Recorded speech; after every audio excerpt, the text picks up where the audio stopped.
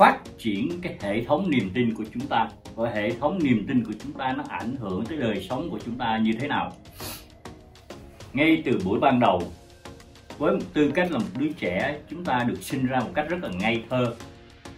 Vào cái thời điểm mà chúng ta được sinh ra rất là ngây thơ và chẳng có điều gì ảnh hưởng với cuộc đời của chúng ta.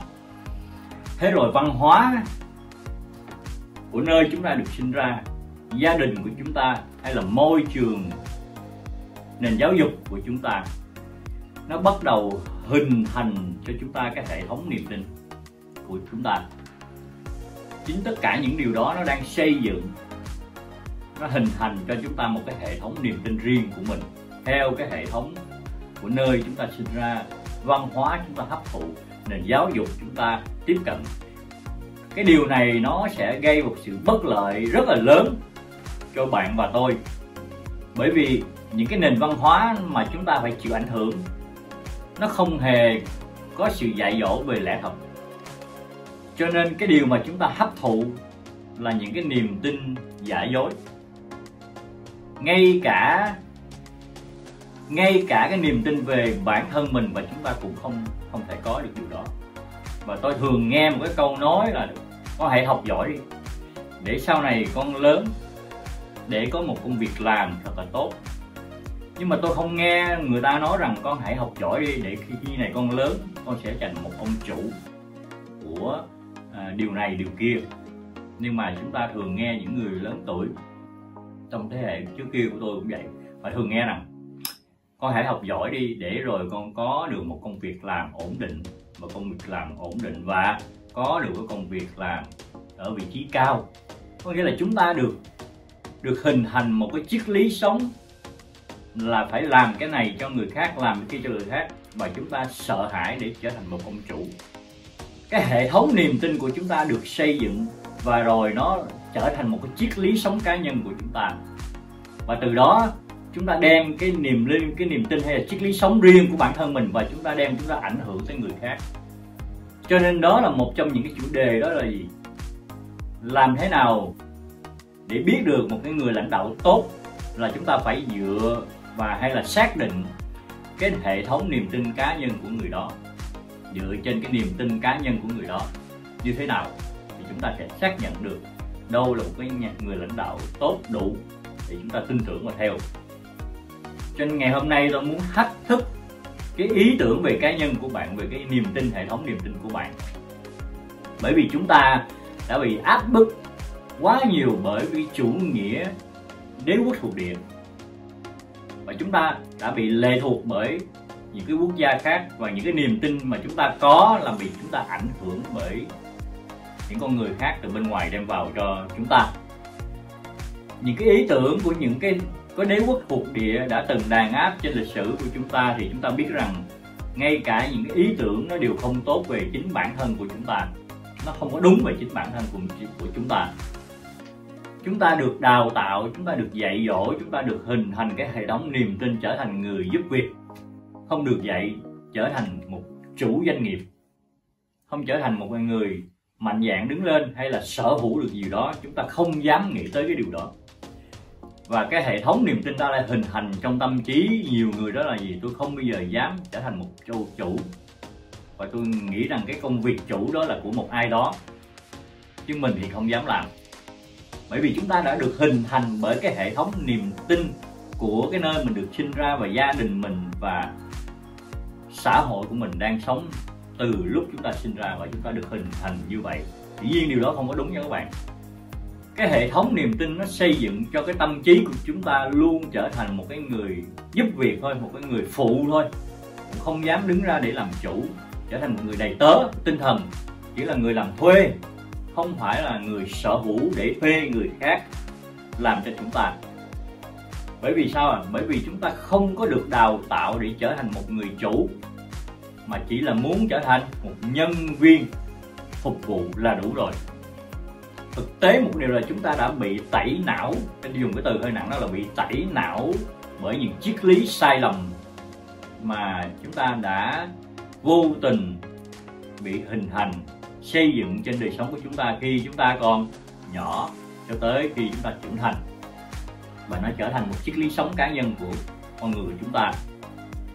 Rất là nhiều người khi tôi tiếp cận thì họ không có niềm tin vào bản thân của họ, bởi vì cái triết lý sống đã hình thành ăn sâu mòn vào tâm trí của họ và tiềm thức của họ quá lâu, đủ để họ sợ, và họ không còn cái sự tự tin vào chính bản thân của họ nữa. Vì vậy nếu mà chúng ta suy ngẫm thì chúng ta thật sự nghiệm được ra rằng chúng ta đã được dạy những gì trong nhiều năm qua trong đời sống của chúng ta, phải không ạ? Ngay cả trong những cái tôn giáo chúng ta đang đeo đuổi, chúng ta đang theo, và những giáo lý đến từ những quốc gia khác, phần lớn là họ du nhập những cái giáo lý đến từ quốc gia khác.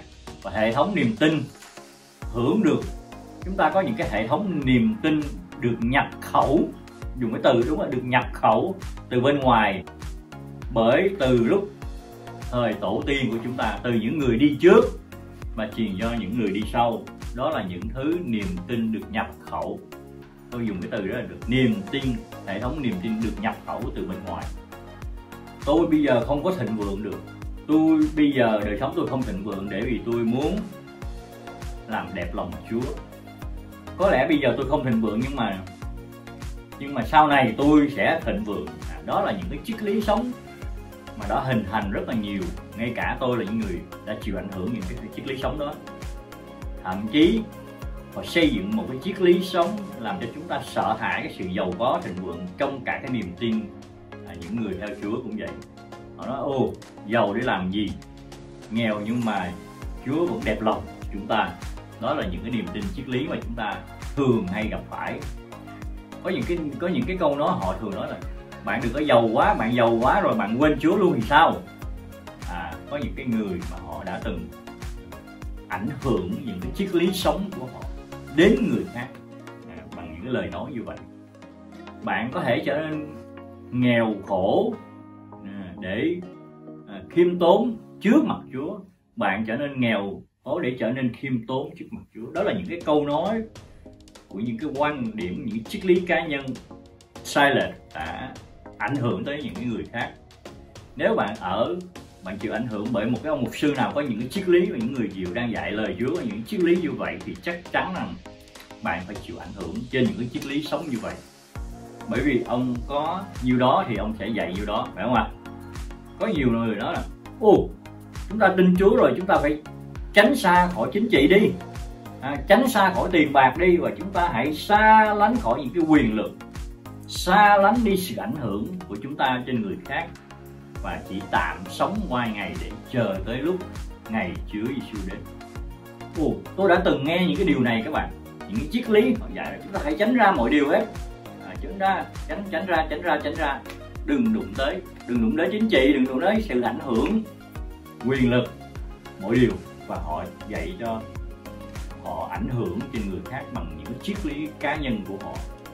Cho nên Châm Ngôn đoạn 23 câu số 7 và Kinh Thánh nói rất rõ, đó là gì? Vì hắn suy nghĩ trong lòng thể nào thì hắn quả thể ấy. Thường đó là những gì mà nhiều người đang giảng dạy ngày hôm nay. Không nên là nhà lãnh đạo, bạn không thể là người lãnh đạo được. Ý tôi là bạn không thể nào ảnh hưởng trên người khác được, bạn cứ phải như vậy thôi. Đây là lý do tại sao mà Thượng Đế nhắc nhở tôi hãy giảng về điều này, hãy nói về điều này. Kinh Thánh nói bạn là người quản trị, bạn là người cai trị, bạn là chủ sở hữu. Khi bạn tin Chúa, ngày bạn quay trở về với Chúa, bạn đã được phục hồi lại cái quyền quản trị trên đất này, cai trị trên đất này. Bạn có thể điều hành bất cứ cái công việc kinh doanh nào, nhưng cái điều này chúng ta cần phải lưu ý, đó là gì? Bạn phải bắt đầu thay đổi cái hệ thống niềm tin của mình.